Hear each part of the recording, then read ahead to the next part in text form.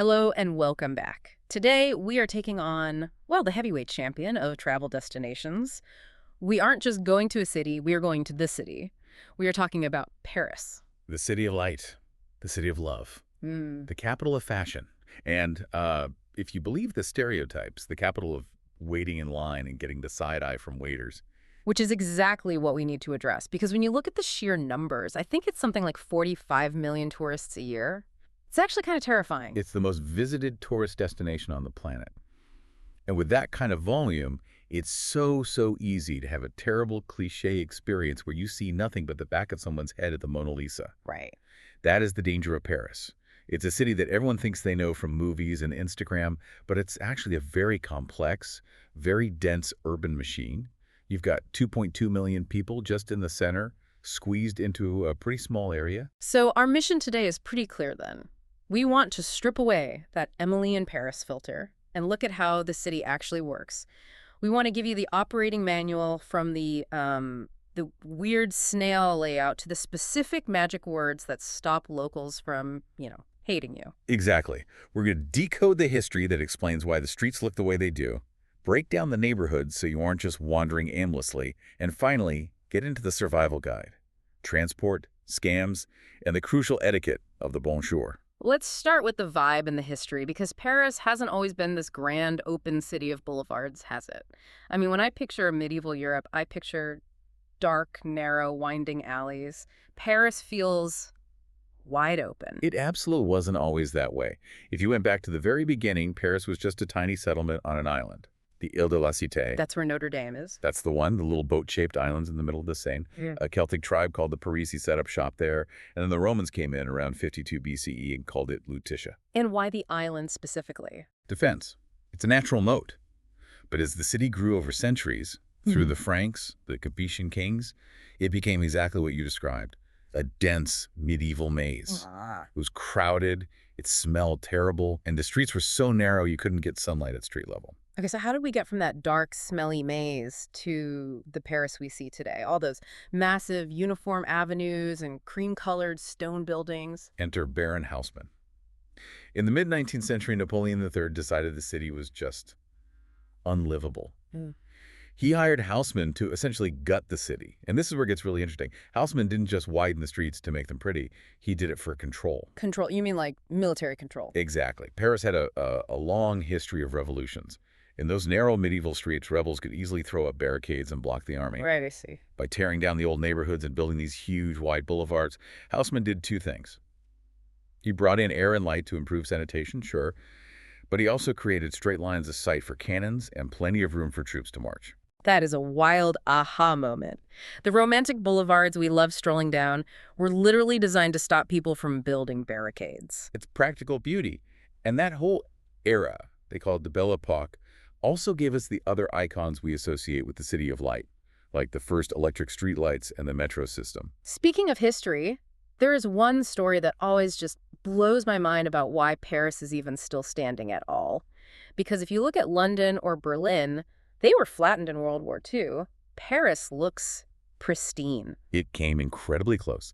In August 1944, as the Allies were approaching, Hitler gave a specific order to the German commander in Paris, a General von Choltitz. And the order was? Burn the city. He wanted the bridges blown up, the monuments destroyed. He wanted Paris left as a field of rubble. And the general just said no. Essentially, yes. Von Choltitz realized the war was lost, and he didn't want to go down in history as the man who murdered the culture of Paris. He just ignored the order. So when you look at the Louvre or the Eiffel Tower today, you are looking at something that was saved by a single decision to disobey. Wow. That adds such a heavy layer to the beauty. Now, fast forward to today. The vibe isn't just historical anymore. It feels very energetic. It's a global metropolis. It's incredibly multicultural. You have the legacy of the French colonial empire, so you have deep influences from North and West Africa, Vietnam, Laos, and recently a huge push for livability. I've seen the photos of the bike lanes. It looks like they're everywhere. It's a revolution, really. The mayor's been pushing to reduce cars significantly. They've built over 150 kilometers of bike paths. The banks of the Seine, which, used to be a highway for cars, are now a park for pedestrians. The city is trying to become quiet and green, which is a massive shift. Okay, so the city is changing, but the layout is still the same. And this is the part that confuses everyone. Can you explain the escargot? The snail? The snail, yes. This is the absolute key to reading a map of Paris. The city is divided into 20 districts called arrondissements, but they aren't laid out on a grid like, say, New York. They spiral. They spiral from where? Where does it start? It starts at kilometer zero. There's a little plaque in the plaza right in front of Notre Dame. That is the dead center. The first arrondissement is there, then the second is slightly north, and it curls clockwise like a snail shell, all the way out to the 20th on the eastern edge. Is there a trick to knowing where you are just by looking at an address? Yes, and this is the best hack for visitors. Look at the postal code. Paris postal codes always start with 750, the last two digits. That's the district. So if your hotel is in 7505, you are in the 5th. 75018, you're in the 18th. Simple. That is brilliant. Okay, we can't go through all 20, but let's group them. If I want the royal historic heart of the city, where am I going? You're sticking to the center, the first and the fourth. The first is the Louvre, the Tuileries Gardens, the Palais Royal. It feels grand. The fourth includes the Marais and Notre Dame. And the Marais is fascinating because it's one of the few parts of Paris that Haussmann didn't bulldoze. So it still has that medieval feel. It does. It still have those narrow medieval streets, but now they are filled with trendy boutiques, the Jewish quarter, and a huge LGBTQ plus scene. It's a great area. Then you cross the river to the left bank. That's the 5th, 6th, and 7th. Right? Correct. The 5th is the Latin Quarter. This is the intellectual soul of the city. The Sorbonne University is here. It was called the Latin Quarter because back in the Middle Ages, all the students and monks spoke Latin. It's still full of bookshops and, well, students. And the 7th? The 7th is Icon Central. If you want the Eiffel Tower, the Musée d'Orsay, those wide-open green spaces, that's the 7th. It's very posh, very quiet at night, but beautiful. Okay, what about the fancy Paris? The high fashion, the big names. For that, you cross back to the right bank, to the 8th. This is the Champs-Élysées, the so-called golden triangle of fashion houses, the Arc de Triomphe. If you want to spend 10,000 euros on a handbag, you go to the 8th. And finally, what if I want something a little more gritty, more artistic? The Moulin Rouge vibe. Then you head north to the 18th Montmartre. It's basically a village on a hill. It's where Picasso and Dali lived when they were poor. It's touristy now, for sure. But if you get off the main square, the winding streets are stunning. And you have the best view of the city for the Sacré-Cœur steps. Okay, we have the map. Now let's hit the experiences. The big ones. We have to talk about the Eiffel Tower. Is it worth it, or is it just a line-waiting simulator? It's iconic for a reason, but you have to be smart. Most people just stand in line for hours for the elevators at the bottom. The pro move, walk. Walk all the way up. Well, you can buy a ticket for the stairs to the second level. The line's usually non-existent. It's about 600 steps, which sounds like a lot, but it's totally manageable, and you get to see the ironwork up close. Then once you're on the second level, you can take a separate elevator to the very top if you want. You save so much time and money. I like that. Earn your view. What about the museums? The Louvre is obviously the big dog here. The Louvre is overwhelming. It is the largest art museum in the world. I read somewhere that if you spent just 30 seconds looking at every object, it would take you 100 days. So don't try to see everything is the message. It's impossible. Pick a wing. Or pick, 10 things you really want to see. And honestly, I often suggest people consider the Musée d'Orsay instead. Why the Orsay? First, the building is incredible. It's a converted Beaux-Arts railway station. And second, it covers the Impressionists Monet, Van Gogh, Renoir. It's smaller, much more manageable, and for a lot of people, the art is more emotionally resonant than the classical statues in the Louvre. Okay, now, I want to talk about something a little darker. We mentioned the City of Light, but there is a literal City of Darkness right underneath it, right? The Catacombs. Oh, yes. This is one of the most unique experiences in Paris. It's a network of old limestone mines that are now filled with the bones of 6 million people. Why? Why are they there? It was a public health crisis. In the late 1700s, the cemeteries in central Paris were literally overflowing. There are stories of basement walls collapsing and bodies spilling into people's cellars. That's horrifying. It was. The smell was poisoning the city. So they decided to move all the bones into the empty tunnels that were, at the time, outside the city. It's macabre, but it's fascinating. The bones are stacked in these artistic patterns. Walls of femurs and skulls. Wow. But a huge warning. They only let 200 people in at a time. The line can be 4 hours long. You must book a time slot in advance or arrive at the crack of dawn. Okay, noted. Let's pivot to something more pleasant. Shopping. Well, if you are buying couture in the 8th, you should go to the flea markets. The Marché aux Puistes Coin on the northern edge. It's the biggest antique market in the world. Vintage clothes, old mirrors, weird trinkets. It's a treasure hunt. All right, let's get into the practical survival guide. How do we move around? I've heard driving is just a complete nightmare. Do not drive. I can't say it enough. Just don't. The traffic is dense, parking is a myth, and the roundabout at the Arc de Triomphe is basically a demolition derby. So metro it is. Metro is king. There are 16 lines, and it's very dense. You're never more than a few minutes walk from a station. But you have to watch out for the RER. What is the difference there? The metro is for the city center. It's slower with more stops. The RER is the heavy rail that goes to the suburbs, the airports, Disneyland. And here is the crucial mistake tourists make.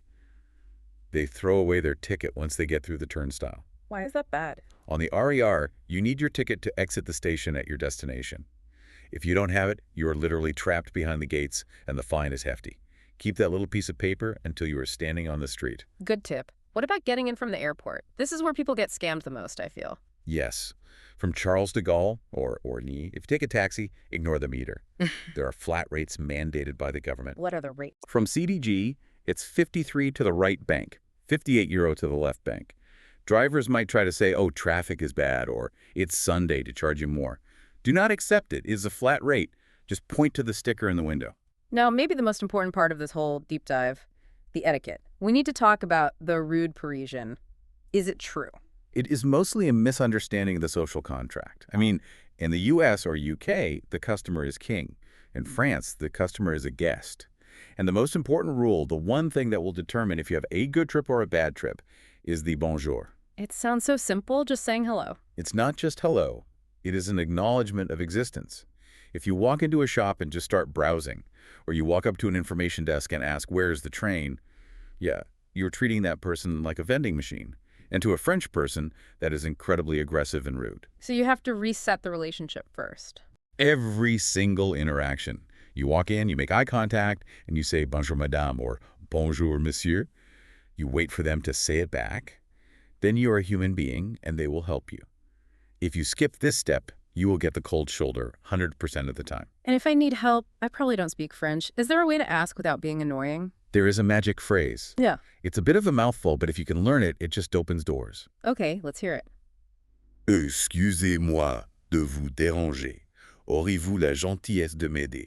Whoa! Slow down. That is a lot of syllables. Excusez-moi de vous déranger. Which means, excuse me for disturbing you. Auriez-vous la gentillesse de m'aider? Would you have the kindness to help me? It sounds overly formal to us, but in French, it shows humility. You're acknowledging that you are interrupting their day. But if you panic, just starting with, excusez-moi, monsieur, and a humble smile works wonders. Just don't start with, do you speak English? Right. Establish that human connection first. Now, dining. I always feel awkward about water. Do I have to pay for it? No. By law, restaurants have to provide tap water. But you have to ask for un carafe d'eau. If you just ask for water, they might bring you a bottle of Evian and charge you 8 euros. Carafe is the magic word for free. And tipping. Service is included in the bill. You don't need to add 20%. If the service was great, leave a few coins or round up to the nearest euro. But the waiters are paid a living wage.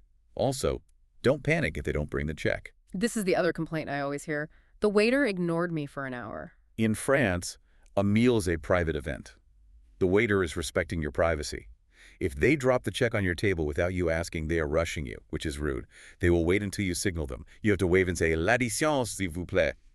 They aren't ignoring you. They are letting you enjoy your life. That's actually a really nice reframing. It's not bad service. It's unhurried service. Finally, let's talk safety. Is Paris safe? Generally, yes. Violent crime is low, Mm-hmm. but the pickpockets are world-class. Where do they usually strike? The tourist hotspots, the Eiffel Tower, the Louvre, and especially Metro Line 1, they often work in teams. Any specific scams to look for? Watch out for the petition scam. Young people, often pretending to be deaf or mute, will shove a clipboard at you to sign. While you're distracted reading it, their friend is emptying your pockets. Just say "non" firmly and keep walking. Also, the gold ring scam, someone finds a ring on the ground and tries to give it to you. Just ignore it. So keep your wits about you, but don't be paranoid. Exactly. Paris is a city to be savored. It's not a checklist to be ticked off. Summarize it for us. What's the big takeaway for someone planning their trip? Paris is dense, it's beautiful, and it's demanding. It demands that you participate in its culture. If you just consume it, you'll probably have a bad time. But if you learn the layout, learn the history, and most importantly, use your bonjour, it unlocks the most romantic city on earth. And honestly, one of the best things to do is just nothing, right? Absolutely. Yeah. Sit in a cafe, order a coffee, turn your chair to face the street, because that's how they do it, and just watch the show. That is as much Paris as the Louvre is. If this deep dive has made you hungry, you should definitely check out our food and culture episode, where we really get into the difference between a macaron and a macaroon, or our France country overview if you want to escape the city for Versailles or the wine regions. There's always more to eat and more to see. Thank you for joining us on this tour of the City of Light. This has been the Audio Travel Guide.